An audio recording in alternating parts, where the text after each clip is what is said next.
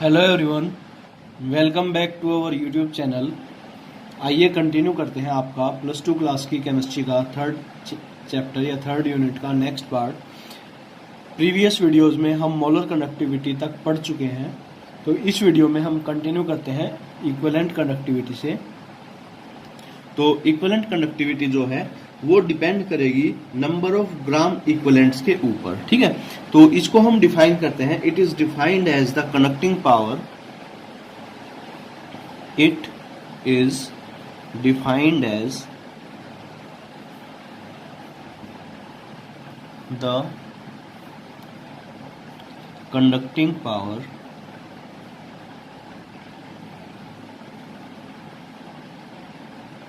O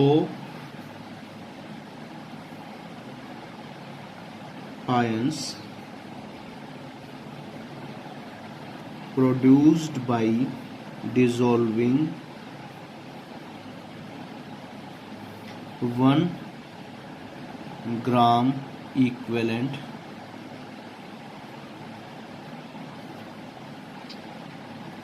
of an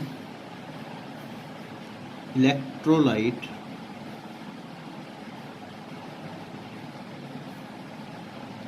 in any solution। बिल्कुल simple definition कि किसी भी सॉल्यूशन में जब हम कोई भी सॉल्यूट लिया जो कि जिसका आयनाइजेशन हो सकता है, उसका 1 ग्राम इक्विवेलेंट जो है वो हम डिसॉल्व कर लेंगे सॉल्वेंट के अंदर, ठीक है, एक वॉल्यूम के अंदर। वॉल्यूम मीन्स 1000 मिलीलीटर के अंदर। तो वो जो सॉल्यूशन होगा वो आपका 1 ग्राम इक्विवेलेंट कंसंट्रेशन का सॉल्यूशन होगा, या उसकी नॉर्मेलिटी जो है वो क्या होगी, 1 होगी।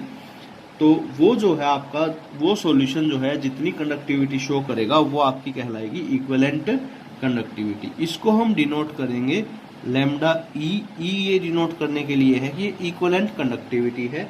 ये इक्वल होगी kappa into 1000 divided by C E Q. C E Q का मतलब भी वही है कि concentration in terms of equivalent, ठीक है। तो ये जो है आपका कंसंट्रेशन टर्म है या इक्विवेलेंट कंडक्टिविटी है, किसके लिए, 1 ग्राम इक्विवेलेंट सॉल्यूशन के लिए, ठीक है। इसकी वजह से हमारे पास क्या आ गया, कंडक्टिविटी आ गई, ठीक है। तो उसके बाद हम बात करते हैं experimental measurement of conductance and conductivity, ठीक है। यहाँ तक हमने जो है कुछ बेसिक चीजें या कुछ बेसिक टर्म्स जो है वो पढ़े। एक बार फिर से जो है मैं नाम लिख देता हूं उनके। सबसे पहले हमने पढ़ा था ओम लॉ, इंपॉर्टेंट चीजें हैं सारी।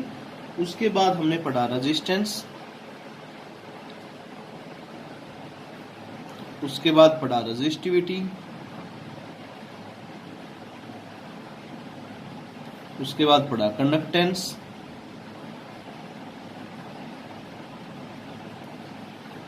उसके बाद पढ़ा कंडक्टिविटी,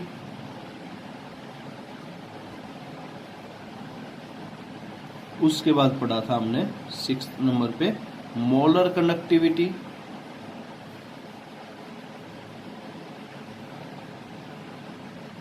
मतलब कि 1 मोल आयंस की वजह से जो कंडक्टिविटी शो करता हो। और फिर 7th जो आज हमने पढ़ा, सॉरी ये 7th पार्ट है, ये है आपका इक्विवेलेंट कंडक्टिविटी,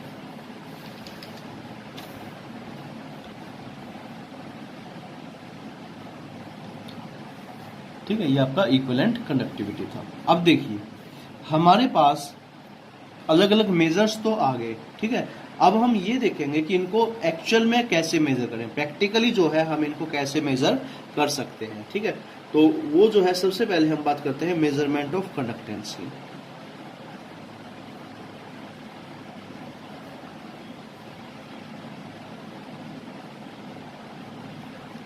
कि कंडक्टेंस को नापते कैसे हैं।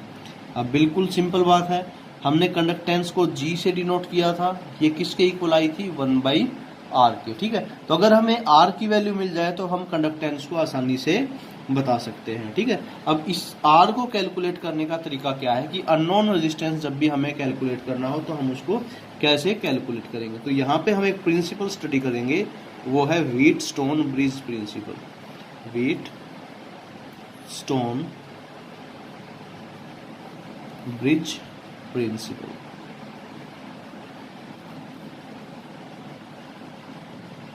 ठीक है, अब देखिए क्या है व्हीटस्टोन ब्रिज प्रिंसिपल। अगर हमारे पास 4 टर्मिनल्स हों और बीच के जो 2 टर्मिनल हैं उनके बीच में हमने गैल्वेनोमीटर कनेक्ट कर दिया, ये यहाँ पे आपने एक लगाया रेजिस्टेंस, इसमें हम टोटल 4 रेजिस्टेंस जो है वो इस्तेमाल करेंगे। ये आपका फिजिक्स का एक अच्छा टॉपिक है जिसमें अक्सर जो है एग्जाम में क्वेश्चन जो है वो पूछ लिए जाते हैं, तो आप ध्यान से इसको समझने की कोशिश करें। आपका फिजिक्स में एक प्रैक्टिकल भी है इसके ऊपर बेस्ड।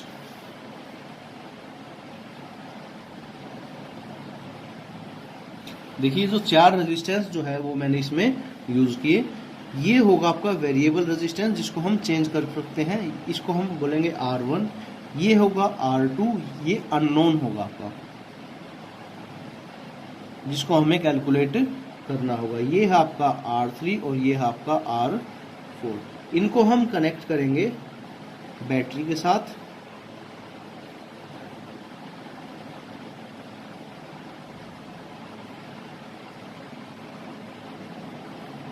कुछ इस प्रकार से। ठीक है, अब देखिए अब जब हम क्या करेंगे, R1 की जो वैल्यू है, ठीक है, उसको थोड़ा थोड़ा बढ़ाना शुरू करेंगे और गैल्वेनोमीटर जो है उसके डिफ्लेक्शन को नोट करना शुरू करेंगे। जैसे ही गैल्वेनोमीटर जो है उसकी रीडिंग जो है वो 0 आए, तब हम ये मानेंगे कि ये जो ब्रिज है, ये ब्रिज का काम कर रहा है, ये क्या होगा, बैलेंस होगा। और जब भी बैलेंस जो है वो ब्रिज हो जाएगा, एक कंडीशन जो है ये फॉलो करेगा, R1 divide by R2 must be equal to R3 divided by R4। ठीक है, अब देखिए इसमें R2 जो है हमारा वो अननोन था, तो हम क्या करेंगे, R2 को कैलकुलेट कर लेंगे, R2 is equal to R1 into R4 divided by R3। अगर हमारे पास अननोन रेजिस्टेंस आ गया तो हम G को निकालना जो है वो हमारे लिए बिल्कुल आसान होगा। ठीक है, तो कोई सॉलिड अगर कंडक्टर है हमारा तो उसकी कंडक्टेंस जो है वो हम इस प्रकार निकाल सकते हैं। ठीक है, इसमें यहाँ तक हमें कोई भी दिक्कत नहीं आती। ठीक है, ये व्हीटस्टोन ब्रिज प्रिंसिपल जो है आपका कहलाता है, फेमस एक्सपेरिमेंट है ये आपका। ठीक है, उसके बाद जो है हम बात करते हैं कि जो हमारे इलेक्ट्रोलाइट्स हैं, जो सॉल्यूशंस हैं हमारे, ठीक है, उनका जो है रेजिस्टेंस जो है वो हम डायरेक्टली नहीं निकाल सकते। उसके लिए हमारे पास 2 जो है डिफिकल्टीज जो है वो आती हैं। सबसे पहली जो डिफिकल्टी है, जो मेजर डिफिकल्टी जिसको हम मान सकते हैं कि हम डीसी करंट को यूज नहीं कर सकते। लिख देते हैं कैन नॉट बी यूज्ड, क्योंकि अगर हम डीसी करंट यूज करेंगे तो जो सॉल्यूशन है हमारा उसका इलेक्ट्रोलाइसिस जो है वो शुरू हो जाएगा। ठीक है, जैसे कि मान लीजिए ये आपका सॉल्यूशन है इस बीकर के अंदर। ठीक है, यहाँ पे आपने क्या किया, एक इलेक्ट्रोड, ये दूसरा इलेक्ट्रोड, ये आपका यहाँ तक जो है सॉल्यूशन है। मान लीजिए सॉल्यूशन जो है वो NaCl का, इसको आपने पॉजिटिव से कनेक्ट कर दिया, इसको नेगेटिव से कनेक्ट कर दिया, बट डीसी वोल्टेज है यहाँ पे आपकी।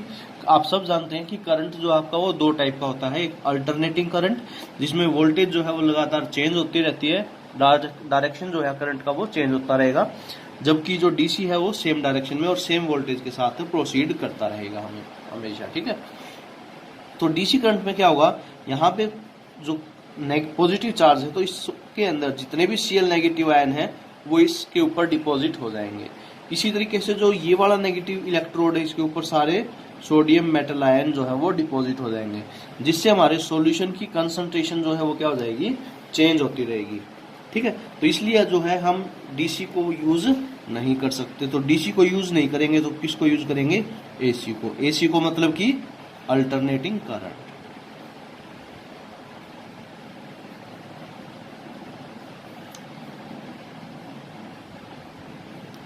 ठीक है, ध्यान रखेंगे इस बात को कि हमें कौन सा करंट यूज करना होगा, अल्टरनेटिंग करंट। और इस अल्टरनेटिंग करंट की भी जो फ्रीक्वेंसी है वो कितनी होगी आपकी, 550 से 5000 साइकिल।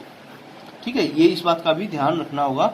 ये जो है आपकी ऑडिबल रेंज की लिख देते हैं CYCLES साइकिल्स। ठीक है, ये जो फ्रीक्वेंसी आपकी ऑडिबल रेंज की फ्रीक्वेंसी है। ठीक है, तो इसको डिटेक्ट करने के लिए जो है हम क्या यूज करते हैं, हेडफोन्स यूज करते हैं। ठीक है, तो एक प्रॉब्लम का तो सॉल्यूशन हो गया हमारे पास कि हम डीसी वोल्टेज को यूज नहीं करेंगे, एसी को यूज करेंगे। ठीक है, दूसरा जो सॉल्यूशन है, दूसरी जो प्रॉब्लम है हमारे सामने वो ये है कि जो सॉलिड कंडक्टर था हमारा, हम क्या करते थे, उसको डायरेक्टली रेजिस्टेंस की जगह प्लेस कर सकते थे पॉइंट बी और सी के बीच में। ठीक है, या जो अननोन रेजिस्टेंस जहाँ पे हमने रखा था वहां पे। पर जो सॉल्यूशन है हमारा, हम उसको डायरेक्टली प्लेस नहीं कर सकते। हम कहाँ पे वायर्स को कनेक्ट करेंगे सॉल्यूशन के अंदर, आप एक्सपेक्ट करके देखिए, सोच के देखिए, हमारे पास कोई ऑप्शन नहीं है। तो हमें कोई ऐसा मीडियम चाहिए, कोई ऐसा तरीका चाहिए जिससे हम क्या कर सकें, किसी सॉल्यूशन को कनेक्ट कर सके। उसके लिए जो है हम एक स्पेशल टाइप के जो सेल्स हैं उनको यूज करते हैं। ठीक है, वो सेल्स जो है वो आपके कुछ इस प्रकार के होते हैं। देखिए, इनको स्पेशल हाइड्रोजन सेल्स के नाम से भी हम स्टडी करते हैं। ये एक वायर होगी, इसके एक टर्मिनल के ऊपर जो है क्या लगा रखा होगा, प्लेटिनम। इनको यूजुअली प्लेटिनम कोटेड वायर्स ही कहा जाता है। ये दूसरा, ये भी क्या, प्लेटिनम। ठीक है, यहाँ तक जो है हम इनको क्या कर देते हैं, फिल कर देते हैं, और इसको फिर यहाँ से हम कनेक्ट कर देते हैं। ये होंगे आपकी कनेक्टिंग वायर्स। ठीक है, इनको हम कहते हैं कंडक्टिविटी सेल।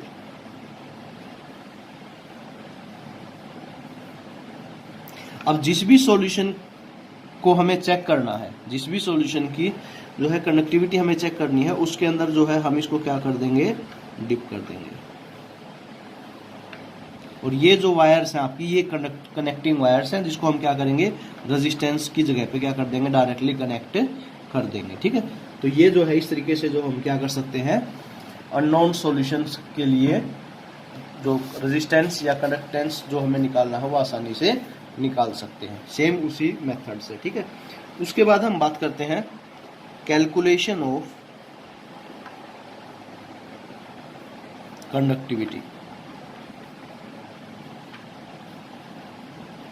अभी तक क्या निकाला हमने, कैलकुलेशन ऑफ कंडक्टेंस। अब क्या निकालेंगे, कंडक्टिविटी की। कंडक्टिविटी को कैसे कैलकुलेट किया जा सकता है। देखिए, हमने ये पढ़ा कि कप्पा जो है वो डिपेंड करेगा 1/ρ के ऊपर। ठीक है, कंडक्टिविटी जो है वो डिपेंड करेगी 1/ रेजिस्टिविटी के ऊपर। तो हम इसको ऐसे लिख सकते हैं कि रेजिस्टिविटी जो है वो क्या होती है, R/A/L। मतलब कि रेजिस्टिविटी जो है वो resistance into area divide by length के इक्वल होगी। तो हमारा कप्पा जो है वो किसके इक्वल हो जाएगा, मतलब कि कंडक्टिविटी जो है वो किसके इक्वल हो जाएगी, 1 डिवाइड बाई रेजिस्टिविटी। रेजिस्टिविटी के किसके इक्वल है, R/A, और L जो है वो कहाँ चला जाएगा, ऊपर चला जाएगा आपका। ठीक है, तो ये जो है इसको अगर हम रीअरेंज करें तो ये आपका बन जाएगा 1/R इंटू L/A, और 1/R जो है वो क्या होता है आपका, G, कंडक्टेंस। ठीक है, अभी हमने पढ़ा कि 1/R is equal to G into L/A। ठीक है, ये जो L/A है इसका भी एक इंपॉर्टेंट रोल है। इसको हम कहते हैं सेल कांस्टेंट। एक्चुअल में ये क्या है, length of the cell and area of cross section between the electrodes of the cells. ठीक है, ये क्या है, length of the cell and area of cross section between the terminals of the cell है ये। ठीक है, तो ये जो आपका सेल कांस्टेंट है। फाइनली हम क्या लिख सकते हैं, kappa is equal to G into cell constant. ठीक है, तो रेजिस्टिविटी कैसे निकालेंगे, कंडक्टेंस निकालेंगे, कंडक्टिविटी कैसे निकालेंगे, कंडक्टेंस इंटू सेल कांस्टेंट करके। ठीक है, तो ये जो है हमारा मेथड था कि कंडक्टिविटी जो है वो हम कैसे कैलकुलेट कर सकते हैं। अब जल्दी से जो है इससे रिलेटेड एक न्यूमेरिकल जो है वो देख लेते हैं। सबसे पहले जो न्यूमेरिकल हम देखते हैं वो बिल्कुल छोटा सा न्यूमेरिकल है। The conductivity of 0.20 m solution, 0.20 m solution at 298 Kelvin is 0.025 siemens metre inverse. ठीक है, देखिए समझिए इस बात को। ये कंसंट्रेशन दे दी हमें, ये टेम्परेचर दे दिया, और ये जो है ये दे दी हमें कंडक्टिविटी। ठीक है, हमें क्या कैलकुलेट करना है, कैलकुलेट मोलर कंडक्टिविटी। हमें क्या कैलकुलेट करना है, मोलर कंडक्टिविटी। तो मोलर कंडक्टिविटी का फॉर्मूला क्या है, lambda m is equal to conductivity into 1000 और divide by concentration in terms of moles. ठीक है, तो कंडक्टिविटी कितनी दे रखी है हमें, 0.025, ठीक है, इंटू 1000 डिवाइड बाई कंसंट्रेशन कितनी दे रखी है, 0.20। इसको हम सोल्व कर लेंगे, ये वैल्यू जो है वो आपकी आ जाएगी 125.0 semen centimetre square mole inverse. ठीक है, सॉरी यहाँ पे ये सेंटीमीटर में था। ठीक है, तो ये देखिए बिल्कुल आसान जो है ये न्यूमेरिकल था। अगला जो न्यूमेरिकल हम करेंगे वो थोड़ा सा इससे डिफिकल्ट होगा। ठीक है, देखिए the electrical resistance, second numerical है ये फर्स्ट था आपका। The electrical resistance of A column of 0.05 m, 0.05 m। देखिए कोई भी अगर आपको न्यूमेरिकल करना है तो सबसे पहले जो इन्फॉर्मेशन आपको दी गई है उसको आप एक जगह पे नोट कर लीजिए, ताकि जब आप बार बार जो है आपको क्वेश्चन ना पढ़ना पड़े। ये आपकी क्या है, कंसंट्रेशन है। सॉल्यूशन क्या है आपके पास, NaOH का सॉल्यूशन है। ठीक है, डायमीटर कितना दे रखा है,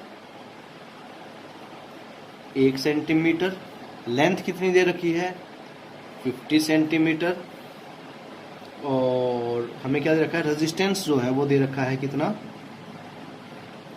5.55 इंटू 10⁻³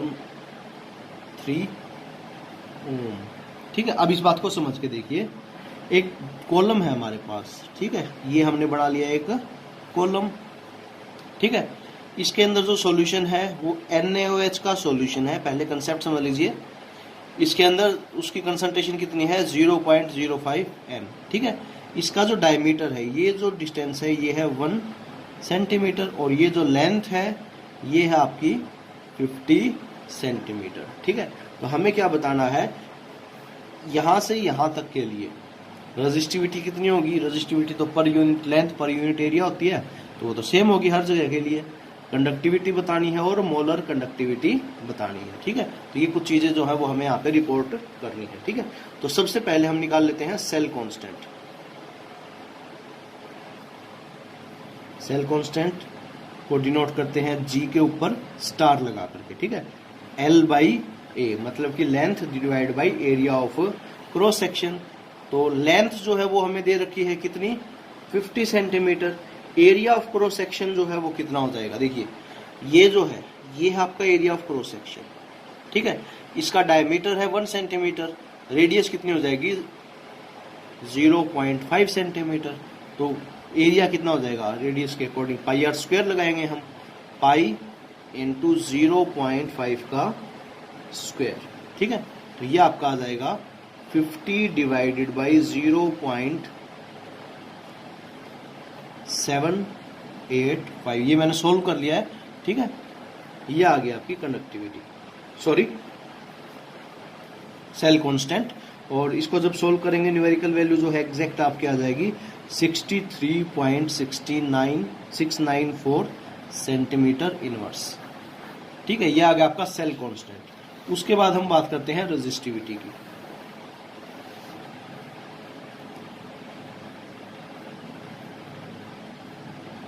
रेजिस्टिविटी मतलब कि रो, और रो जो है वो किसके इक्वल होगा आपका, R divide by G star. ठीक है, तो R जो है वो कितना दे रखा हमें, 5.55 इंटू 10⁻³ ओम वैल्यू पुट कर देते हैं। तो रो जो है वो आपकी आ जाएगी 5.55 इंटू 10⁻³ डिवाइड बाई 63.694, और ये फाइनल आपका आ जाएगा 87.135 ओम सेंटीमीटर। ठीक है, ये आपकी रेजिस्टिविटी। कंडक्टिविटी,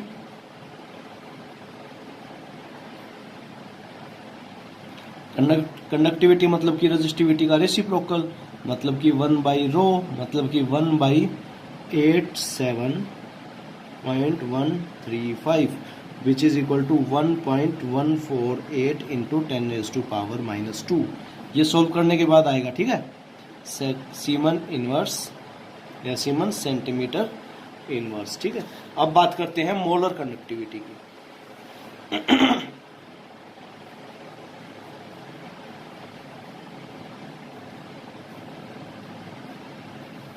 मोलर कंडक्टिविटी जो है lambda m is equal to kappa into 1000 divide by C. तो कप्पा की वैल्यू जो है वो हम निकाल चुके हैं 1.148 इंटू 10⁻⁻² इंटू 1000 और डिवाइड बाई कंसंट्रेशन कितनी दे रखी थी हमें, बिल्कुल स्टार्टिंग में दे रखी थी 0.05 रख दिया हमने। ये वैल्यू जो है हम क्या कर लेते हैं, सोल्व कर लेते हैं, और सोल्व करने के बाद आपका आंसर आ जाएगा 229.6 semen centimetre square mole inverse. ठीक है, तो ये जो है आपका न्यूमेरिकल था। तो आई होप कि आपको समझ में आ रहा है। ठीक है, अगर आपको कोई प्रॉब्लम है तो आप कमेंट बॉक्स में कमेंट करके पूछ सकते हैं। Thank you.